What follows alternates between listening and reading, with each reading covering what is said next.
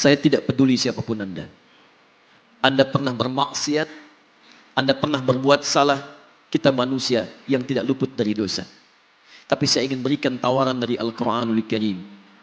Quran surah keempat An-Nisa, ayat 100, posisi paling kiri sebelah bawah.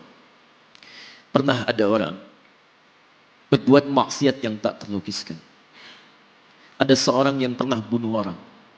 Bunuhnya bukan 1, 2, 100 orang. Tak terlukiskan bilangannya. Kriminalitas tidak perlu diukur karena Anda akan lelah menghitungnya. Ketika Allah berkenan memberikan hidayah kepadanya, Masya Allah. Dan hidayah selalu terbuka pada siapapun sepanjang ia mau mengambilnya sebelum nyawa sampai di kerongkongannya. Tiba-tiba datang ia pada seorang alim dan berkata, saya ingin berubah.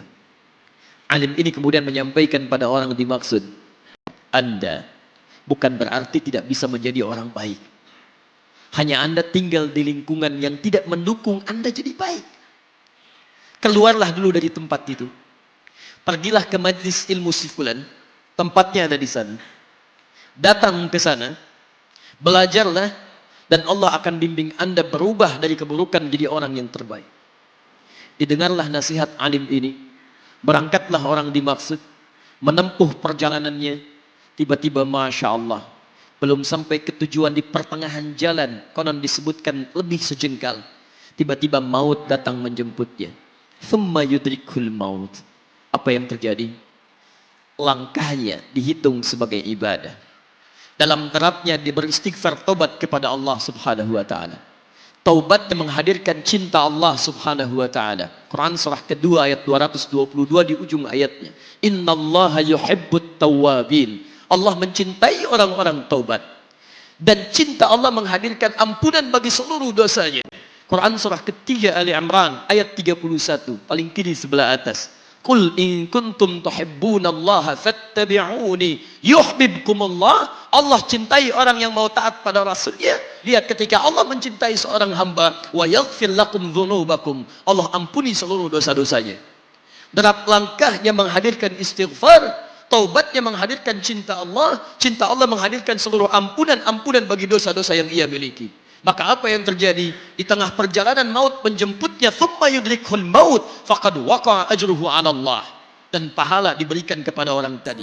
Di jalan, maaf, maut datang, taubat diterima, dosa diampuni, dan amalan didapati dengan derap langkahnya. Maka apa yang terjadi? Thumma yudrikhul maut faqad waqa'a ajruhu 'ala Allah. Pahalanya dituliskan oleh Allah, dakhalal jannah, kata Nabi, masuk surga orang ini.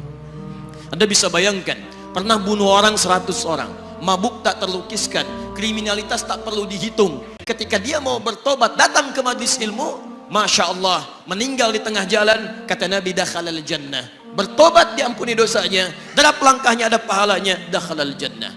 Turun ayat untuk melukiskan tawaran yang sama kepada kita. Wa may yuhajir fi sabilillahi yajid fil ardi muraghaman katsira was'a.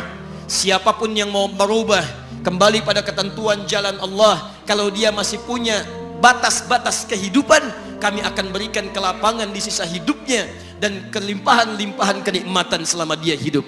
Wa may yakhruj min baitihi muhajiran ila Allahi wa rasulih. Namun bila ada di antara mereka baru ingin berhijrah, ingin berubah jadi lebih baik dalam pandangan Allah dan Rasulnya, tiba-tiba thumma yudrikul maut, baru keluar dari tempat dia tinggal, belum sampai ke tempat dia belajar, datang maut menjemputnya. Faqad waqa'a ajruhu 'ala Allah. Kami terima semua amalnya, kami ampuni dosa-dosanya, dan kami tuliskan namanya di dalam surga. Bila 100 orang saja yang pernah dibunuh oleh orang ini, pernah bunuh 100 orang, mabuk tak terlukiskan, kriminalitas tak terhitung, mau berangkat ke majlis ilmu, tak sampai ke majlisnya, meninggal dia, bisa masuk surga.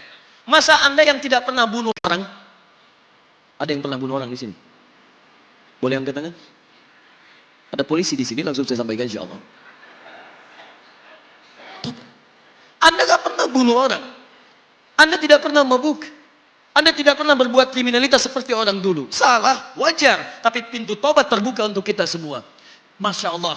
Bedanya dengan orang tadi belum sampai ke majlis ilmu. Anda sudah hadir di dalamnya. Langsung di rumah Allah. Diberikan tempat yang terbaik dan kita akan belajar. Kalau dengan semua ini belum mempermudah Anda ke surga, dengan cara apa lagi Allah mesti mengantarkan Anda ke surga? Kalau dengan duduknya Anda di sini belum mau juga bertobat, dengan cara apa lagi Allah harus membimbing Anda bertobat? Kalau dengan seperti ini belum juga Anda taat kepada Rasul, dengan cara apa lagi Allah mesti meyakinkan Anda untuk taat kepada Rasulullah SAW?